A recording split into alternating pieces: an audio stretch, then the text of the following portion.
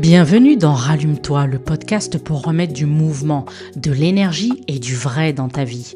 Moi, c'est Nathalie. Et si tu es là aujourd'hui, c'est peut-être que toi aussi, il y a une partie de toi qui fatigue un peu, une partie de toi qui réfléchit beaucoup, qui tient, qui avance, qui gère, mais qui parfois s'oublie complètement au milieu de tout ça. Ici, on ne va pas faire semblant. On va parler des moments où l'on doute, des moments où l'on se disperse, des moments où l'on sent que quelque chose ne va plus, sans réussir à mettre des mots dessus. On va parler des transitions, des prises de conscience, des déclics, des moments où la vie nous secoue et des moments où l'on décide enfin de se rallumer. Pas avec des grands discours parfaits, pas avec du développement personnel perché, juste avec du vrai, du vécu, de l'humain, de l'énergie et parfois une vérité qui fait un peu bouger à l'intérieur. Alors, où que tu sois, en voiture, en train de marcher, dans ton canapé ou peut-être dans une période un peu floue de ta vie. Bienvenue ici et surtout, merci d'être là.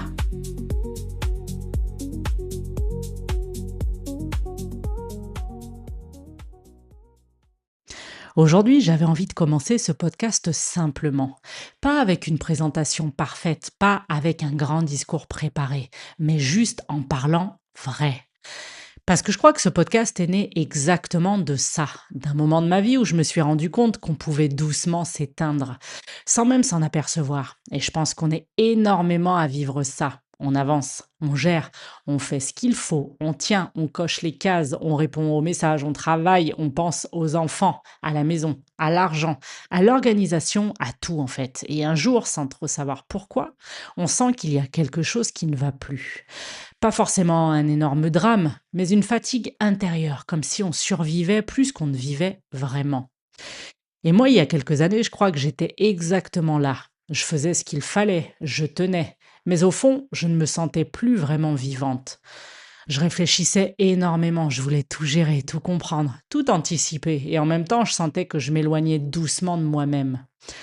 Je me souviens de périodes où j'avais vraiment l'impression que mes journées s'enchaînaient sans que je respire vraiment. Je me levais tôt, je travaillais, je courais partout, je pensais à tout le monde avant de penser à moi.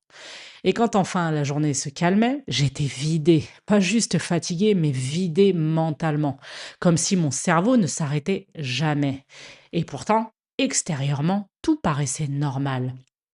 Je gérais, je faisais face, je continuais d'avancer, mais intérieurement, je crois qu'une partie de moi s'était éteinte, doucement. Le pire, c'est que parfois, on ne s'en rend même plus compte. On devient tellement habitué à fonctionner en mode survie qu'on finit par croire que c'est ça, la vie. La vie, c'est tenir, assurer, continuer. Et moi, il y a eu des moments où je me suis regardée et où je me suis dit, mais en fait, elle est où, Nathalie, là-dedans? Parce qu'à force d'être forte, on finit parfois par ne plus savoir ce qu'on ressent vraiment. Et je pense qu'il y a beaucoup de femmes qui vivent ça, des femmes fortes, des femmes qui assurent, des femmes qui donnent énormément, mais qui parfois ne savent même plus ce qu'elles ressentent vraiment, parce qu'elles sont devenues expertes pour tenir. Le problème, c'est qu'à force de tenir, on finit parfois par s'oublier complètement. On reporte toujours à plus tard.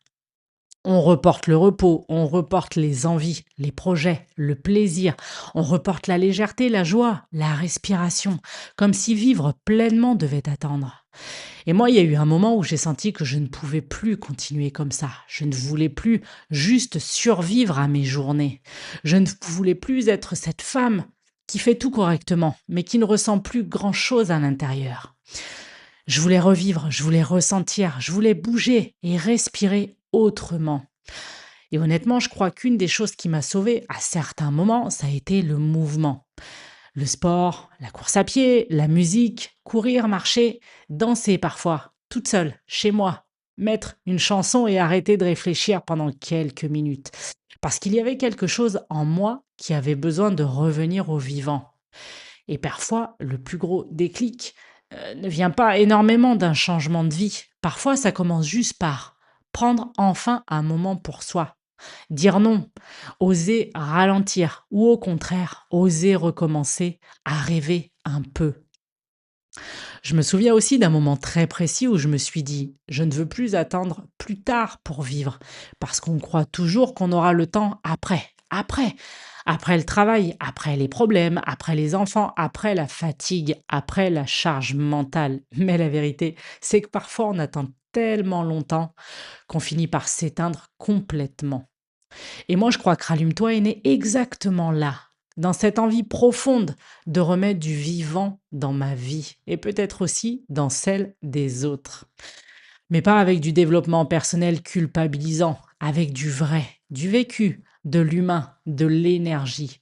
Parce qu'on entend énormément de choses aujourd'hui. Il faut être productive, il faut être aligné, positive, il faut être organisé, discipliné, et il faut de la confiance en soi, il faut de la routine miracle, il faut de la morning routine, il faut glow up. Mais parfois, on a juste besoin qu'on nous parle normalement, qu'on nous rappelle qu'on est humaine, et qu'on a le droit d'être perdu, qu'on a le droit de recommencer, de ralentir, de changer.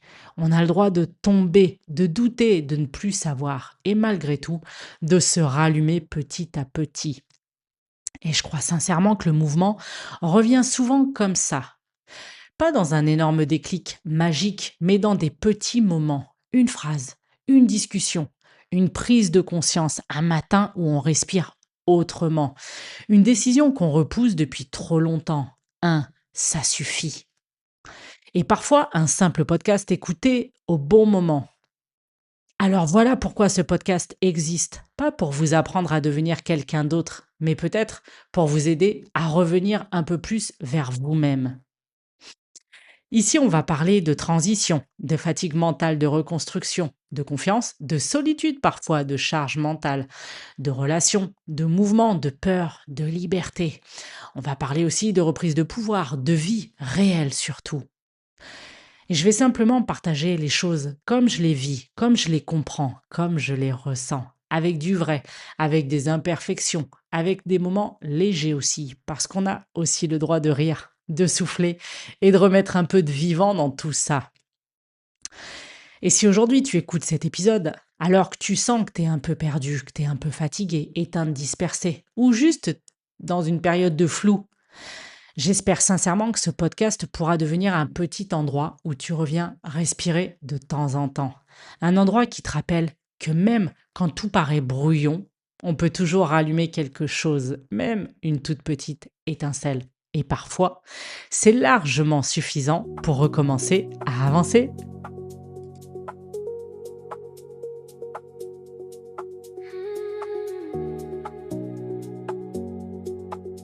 Merci d'avoir passé ce moment avec moi. J'espère sincèrement que cet épisode t'aura apporté quelque chose. Peut-être une prise de conscience, peut-être un déclic, ou peut-être juste quelques minutes pour respirer un peu au milieu de tout ce que tu portes.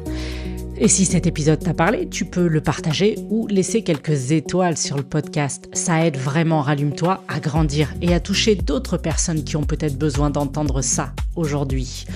Et si tu veux prolonger l'univers de Rallume-toi, retrouver les liens, les épisodes ou tout ce que je partage, tout est disponible dans la description du podcast.